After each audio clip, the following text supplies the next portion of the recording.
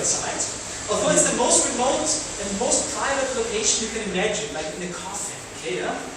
We put a camera inside, and people outside could watch the people have sex in the coffin. And it was very, like, you know, Paris Hilton-like image, like very green, and it was like night vision camera aesthetics. And we had actually 6 couples do that, and then we had to stop because we were so tired of burying people that we had probably way more people in line to get into there and bury people and having sex there. Yeah.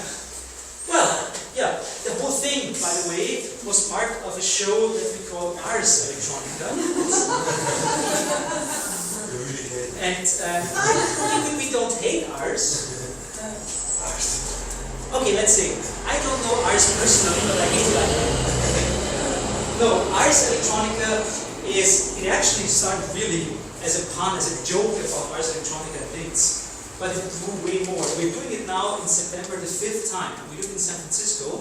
And it's a festival about sex and technology. Because most of the people out there kind of know there's lots of talk, you know, about pornography and how it changed the internet and stuff like that. But there was hardly any real fact. There were almost no publications about that. So we started Ars Electronica because we wanted to know. We wanted to know, is there really a correspondence between pornography and sexuality and technological innovation? And there definitely is. We invited historians, philosophers, people from the tech industry, who run porn sites, everyone, and we had like 30 speakers there, and they were telling us from their specific point of view the history of technology and sexuality and pornography. We call it Tronovation. You start with Gutenberg. Gutenberg printed Bibles, yeah, but he also printed smut, and he financed more Bibles with smut.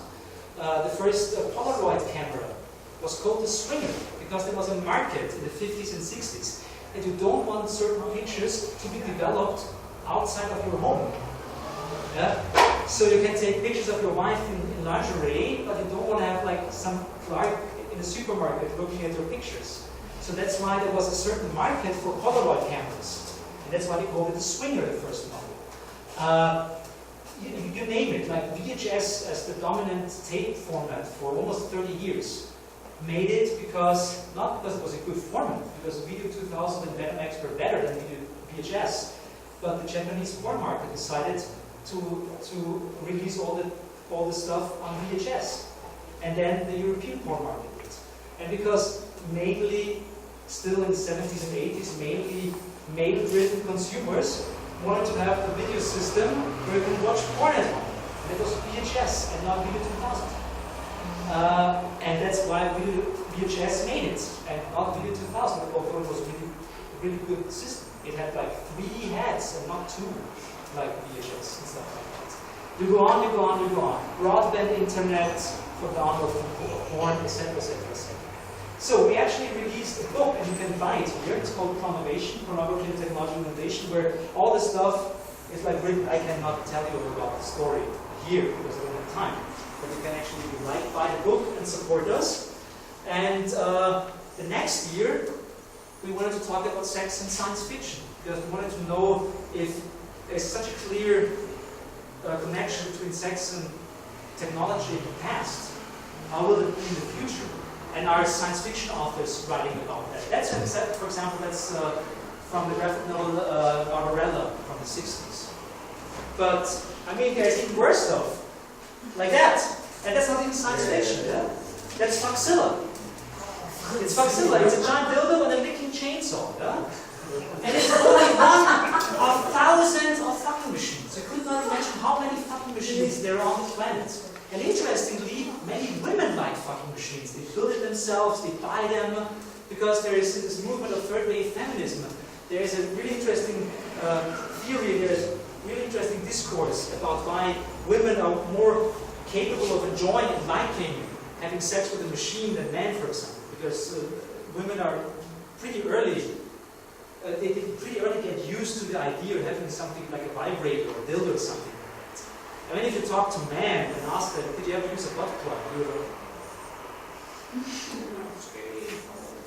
there's still a clear distance for man and machinery in context of sex, and then women and machinery in the context of sex. And that some women really say, yes, I'm perfectly alright of being dominated by a machine, having sex with a machine, but I control the machine. And that's the big difference. I cannot control a man. And it's quite interesting. There's more in the yellow book, which is here. Do androids lead to electric sheep? Critical perspective on sexuality and pornography in science and social fiction. And there's lots of that discourses in that book if you're interested in that one. Yeah? And that's Jar Binks having sex with that's horrible. Yeah? But the interesting aspect of that is that there's so much fan pornography out there at the moment. It's one of the most growing things of people like creating because they can't get their hand, because it does not exist. If you really want to see Jar Binks fuck, then you have to do it yourself. Okay? At least to a certain amount of time, because if you're the first one, you have to do it yourself. And you name it, Terminator sex, like there's everything, and it's growing and growing and growing. Star Trek sex, Star Wars sex, everything. And it can be easily made with, like render software and stuff like that. So there's an interesting market, an interesting underground of people creating their own sexual fantasies on the computer. And that is really interesting for the future, and that were things that we dealt with in the following Ars Electronicas. But I'm not telling more about Ars Electronica. It's its own thing. Maybe a bit. Because that was not really related to Ars Electronica, but a similar topic. It's called Operation Overhead. And you know overhead projectors. You know overhead? Yeah, I guess. Everyone used overhead projectors. But in the meantime, the overhead projectors are dying. Nobody uses overhead projectors because you have fancy... that stuff. You have that stuff, and not overhead projectors. But we kind of like overhead projectors.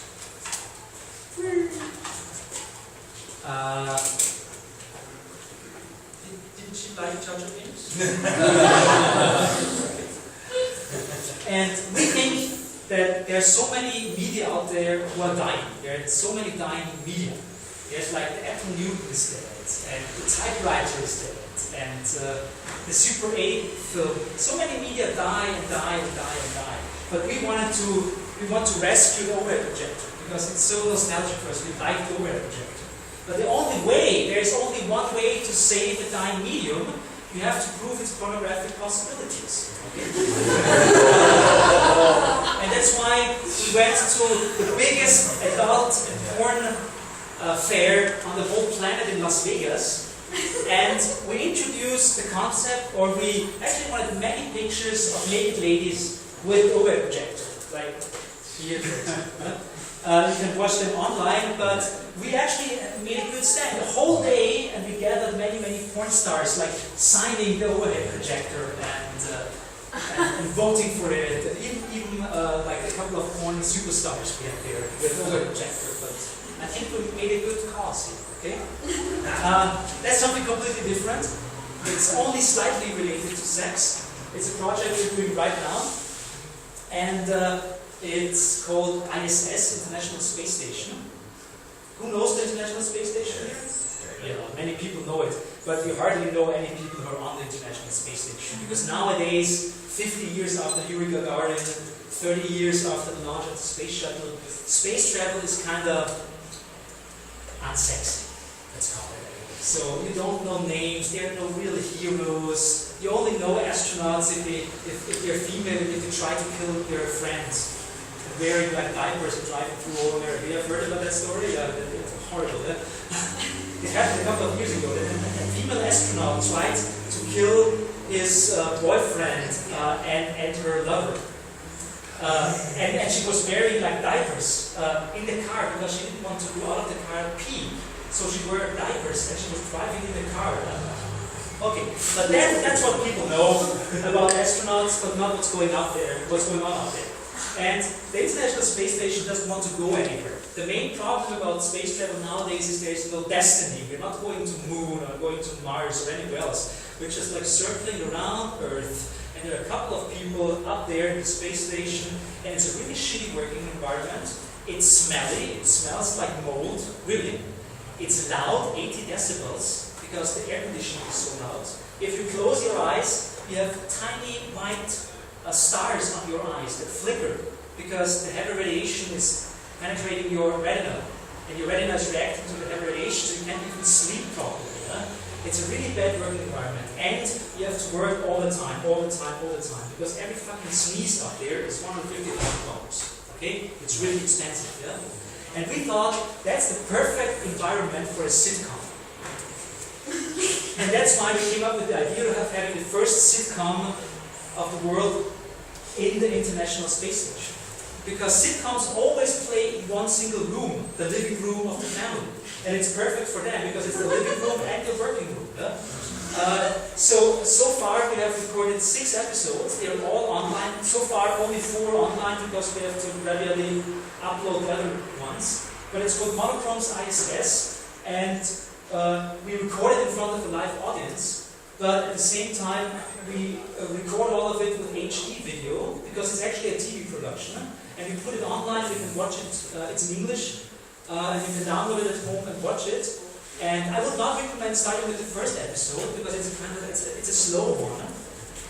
But watch all of them anyhow. So it's go to monochrom's monochrom IT/ISS, and then there's a link to all the downloadable videos.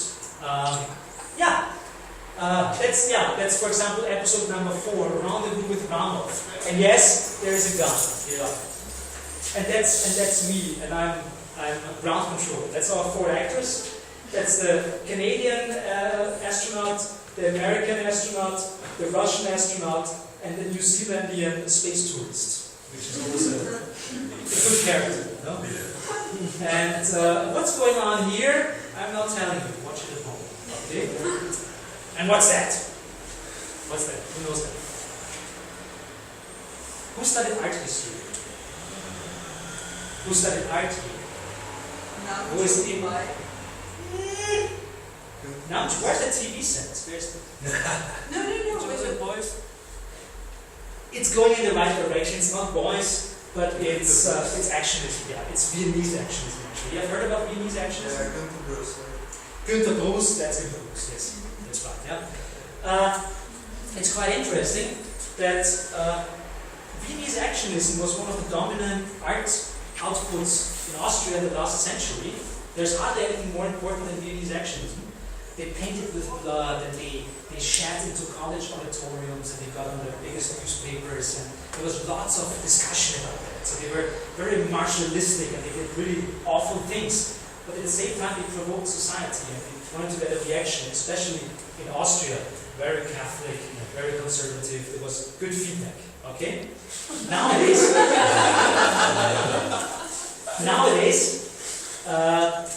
you can do stuff like that, and you can be happy if it ends up on Flickr. Yeah. If someone takes a picture of that. Because nowadays, stuff like that, nobody gives a shit about that. Yeah? It's boring. Who is doing that? Yeah?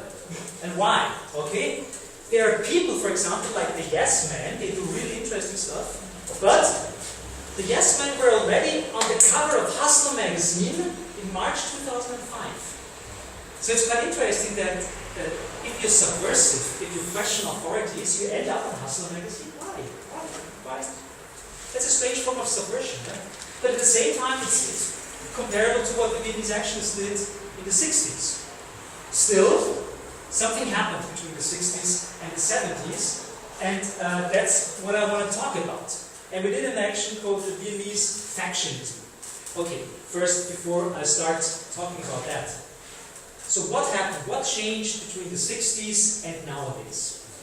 And to make it very short, the 60s and the 70s were still pretty much everywhere in the Western world a so-called disciplinary society. Have you heard about that term? A disciplinary society, it's termed by Michel Foucault, a French philosopher. And the basic idea of the disciplinary society is that you know who dominates you. You know that you are the worker and he's the boss. You know that you're the pupil and she's the teacher. You know that you're the soldier and he's the officer. There's always a clear hierarchy. You know who you are and you know who you should obey and who can control you. That's a clear disciplinary society. In the 50s and 60s, definitely, and that's why the Viennese actionism stuff did actually work, because they were constantly breaking rules. They were doing stuff they were not supposed to do. You do not walk outside the park and paint yourself with blood. You don't do that. If you do that, you get arrested. And they got arrested. Nowadays, nobody would arrest anyone doing that. You would probably call TV team or something, maybe, if you're lucky. Okay, what happened is, in the meantime, we do not live in a disciplinary society any longer. We live in a society of control. That's a term by Deleuze. And the society of control is a society when the stop sign is not externally, like in a disciplinary society. When you read the stop sign, and then you can think about if you want to obey the stop sign or not. If you want to stop, or if you want to walk. Now that's still up to you. So you can subvert the stop sign. You can say, I will not do that. I subvert that. Nowadays, the problem is that the stop sign is in our heads. And we have to subvert ourselves. And that's pretty easy. I'll make an example. Evelyn, she's part of monochrom. She used to work for IBM in Austria. I'm not sure about Slavic languages, but in Austria there is a clear difference if you are talking to a friend or if you talk to a superior, or someone who is elder than you. So it's called the Du-form and the Sie-form. Sie-form means that there's a distance between you. You perceive with the professor, yeah? But you per du with your friend. Yeah? And at IBM in Austria, they introduced the rule that you have to be per du. You have to use the informal way to talk to your colleagues and to your boss. And why did they do that? They did that because they found out that it's psychologically better if you have the feeling that you are on the same hierarchical level as your boss, because you work better. If you think your boss is your friend, then you work harder in the company. Then this difference of me and you, me the worker, you the boss, is leveled out. Although the difference is still there. Still I'm the worker and you the boss. And the boss can kick me out, but I have a better feeling about that.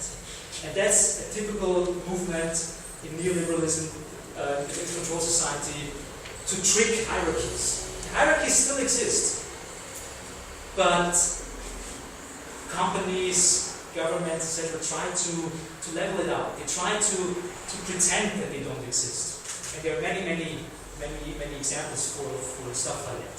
So you suddenly believe that you're free and that you have a good job and you have a good life, but you don't have it. They trick you into believing that. And if they trick you into believing that, how can you subvert yourself?